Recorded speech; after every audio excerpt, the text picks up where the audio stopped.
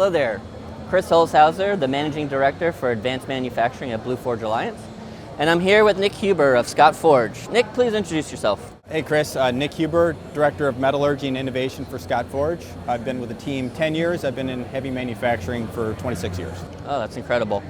So Scot Forge is already a critical supplier to the Navy, doing a lot of great work. But I'm also watching you grow in your capabilities and really drive innovation to expand on what you already do. One that comes to mind is additive manufacturing. Can you talk about the philosophy to be able to go out of maybe your comfort zone and look at these other capabilities? Sure, so we like to think ourselves as a metal technology company. So although forging's in our name, that's not necessarily we're prescribed to do that kind of work. So we do a lot of heavy machining, we do a lot of unique geometries, closed die, semi-closed die technology, and we see additive as an extension of that metal forming technology.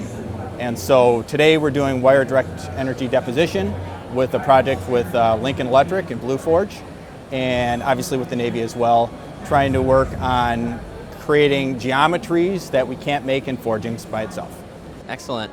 Yeah, you mentioned the work with Lincoln Electric, and you know, we at the Navy, extension of the Navy, really wanted to think about two different paths. It was teach Navy to additive or teach additive to Navy suppliers like yourself. I think I am seeing, you know, Scot Forge sort of lead the way in being already a part provider and bringing AM, you know, in-house. What's, you know, some experiences that you've had and just engaging with Lincoln Electric and that natural transition that you're facing? Yeah, we've been producing components for the submarine and the entire Maritime Industrial Base for decades. And so the Navy brought us into this project because we have the quality systems necessary to certify the parts that we're trying to produce on this project. And so the project's been interesting. There's a lot of materials development that's necessary in order to take the wires that we've historically used as a country for the last 2 or 3 decades and try to adapt them to additive. And I think Scot Forge has been learning in that journey and hopefully helping the community, technical community overall in that process. We have 14 metallurgists on staff, do lots of different alloy systems, and so we try to bring that technical background to the problem at hand, try to support this casting replacement project we're working on. You know, additive is only one kind of buzzword associated with advanced manufacturing, and so we like to look at Industry 4.0 and kind of the evolution of all the different valued elements in the production chain. And so one of them is non-destructive test. And I know recently, in addition to your additive work, you are taking on some NDT type of capabilities specific to UT. You know, can you share a little bit about what that side of the coin looks like? For all the parts we make for the Department of Defense and a lot of our other markets like aerospace and some of the mineral extraction industries, they all need non-destructive examination. So we do ultrasonic testing, MT and PT processing. We've been doing UT for decades, and we have a very large, highly competent team in order to do that work. We are working on a project with BlueForge to try to automate some of that technology for 2 reasons. One, obviously, labor is tough, and although we have a great team at Scot Forge, we are constantly expanding our capabilities and have to grow that team. And so if we bring a little automation, that's going to help balance that labor need. The other thing is some of the work that we do has a lot of ergonomic challenges.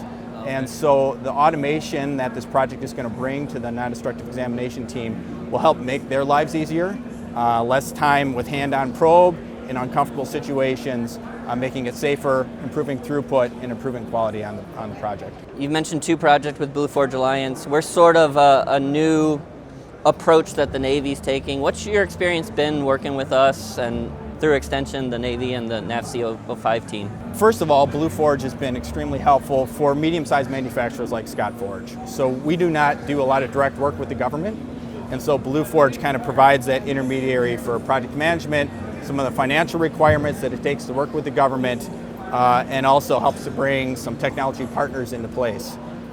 We also do a lot of consortium work with like America Makes, Additive Manufacturing Consortium, and then obviously Lincoln Electric. All 4 of you guys are bringing learning to Scot Forge, and we're trying to leverage that to provide better solutions for the warfighters. The other area that we are working on for the Navy is on the materials development side.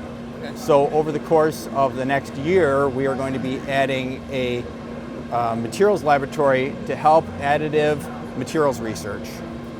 This project is currently, it's a high volume lab, so today's production laboratories, materials laboratories, are quite busy. Between the aerospace markets and the Department of Defense, it is hard for our materials scientists to get in line to get the mechanical properties from additive research.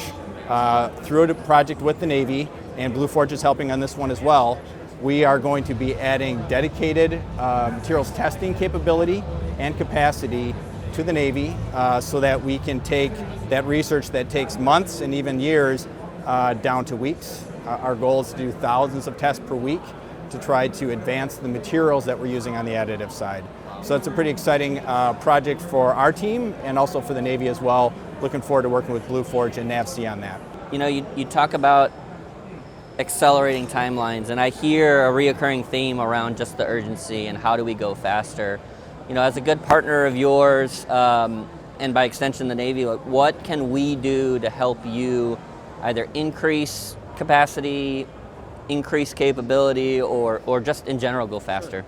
Yeah, I think there's a couple of challenges for manufacturers today. We all know there's been a lot of economic pressures over the last 2 or 3 decades on manufacturers.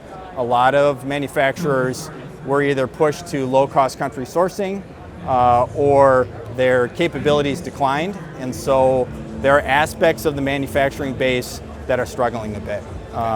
I would say the forging industry is not one of those. We're actually quite healthy. We have a lot of capacity available, but we know there are areas like on the casting side and some metal removal technologies where we need some help in order to continue to expand manufacturing.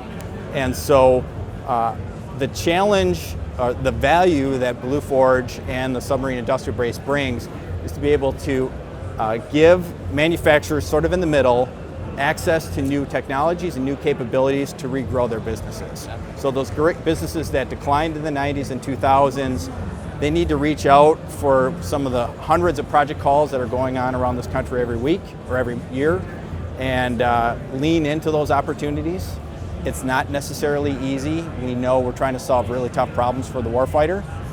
So I'd encourage manufacturers to be patient, but put their best people into these projects like BlueForge is bringing to Scot Forge so that we can all be more successful as a country. I appreciate the time, Nick. Thanks, Chris. Great. All right, so much. Thanks.